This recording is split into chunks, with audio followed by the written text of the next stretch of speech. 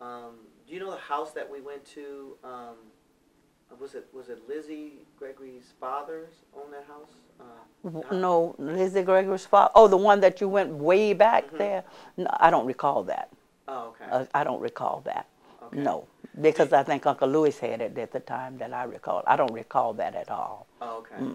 Okay.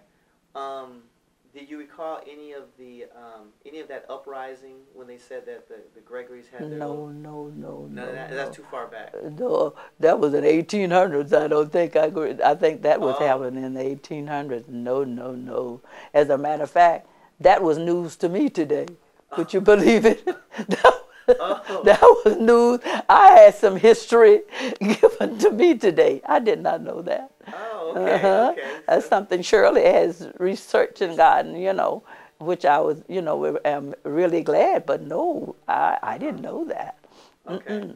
So, do you?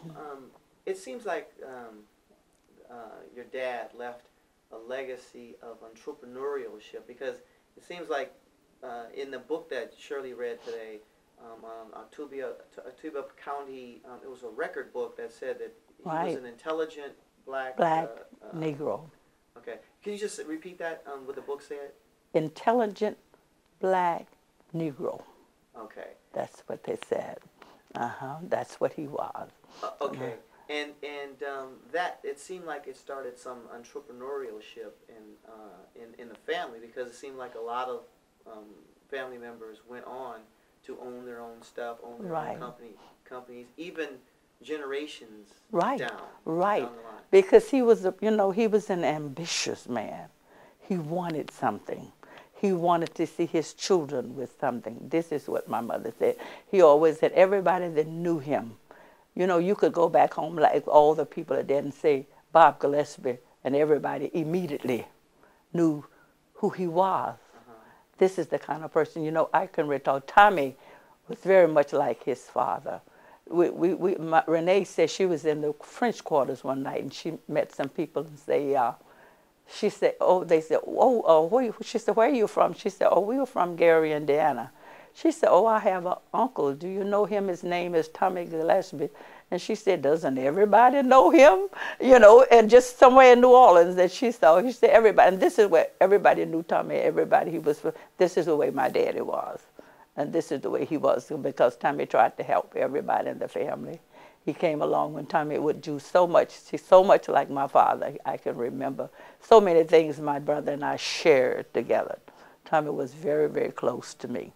And even now, I think about the things he did. And now it seems like just by act of God, John stepped in after my brother died. And John is just like Tommy. He tries to help everybody. He's good to everybody. They didn't let things go to our head. Things that, the material things go to our head. They willing to share and love their family, just like my father has taught them all. And so did my mother. So she was the ideal wife for my daddy, because she was the quiet, serene lady. And he was just a big, important man. He always was, I think, he boasters, he let you know what he had, what his accomplishment. He was a great man, really. So, and my mother was just a quiet lady, the perfect wife. That's the way, the perfect wife. Okay. So where do you think the family is going? Are you think they're going to stay on the path of entrepreneurship, and more the younger generation will somehow inherently grab a hold of that entrepreneurial spirit and start their own businesses and stuff? I understand that John's son is now trying to fly planes and doing things that you normally, most families normally don't do. Right. I think he has set a pace for everyone. I think my daddy did, and I think maybe just step by step, but someone is going to step right in and take charge. Even, even after John, someone is going to take over, because he's, there's somebody always willing and ready to help. And I believe this family is that way. I think they will always, I can use the history today that we receive from you guys and all, it has been just so much information that I didn't know. What you all are contributing now, it means a lot to all of us. And because some people maybe have this history, but they've let it die. They just died. When you're keeping it alive, and this is something wonderful, you're keeping history alive. That's for sure. Yeah, this is important for, the kids of the kids of the kids. Right. And then they can just, at one point, we're going to really do all the history. One time, you don't need to do it every year. Just say it one time, show the images one time, and now you have it. This is where you came from. That's right. Take it from here and let's move with it. Let's move with it. That's right. That's right. This is the way I feel. Because I know my kids. My daughter-in-law wanted to hear today. She married my son. She had never heard all of this. Because I'm not one that's just to sit down. Because the first thing, people think you're bragatory, So, I just don't say, because sometimes I recall one of my church members, they were saying about Mississippi, and I tell them, I don't have all those bad experiences that you all are talking about. I said, we didn't experience that. We didn't have those problems. And I remember my beautician told me, a lady said she just hated white people. My mother made us bow to them and show stuff. My beautician, she said, well, Mama Susie, I saw the pictures. She said they were completely different people from what you had. She said, Mama Susie's picture, she said, I saw her daddy with a bow tie and a suit, a refined man. She said, most families don't have that.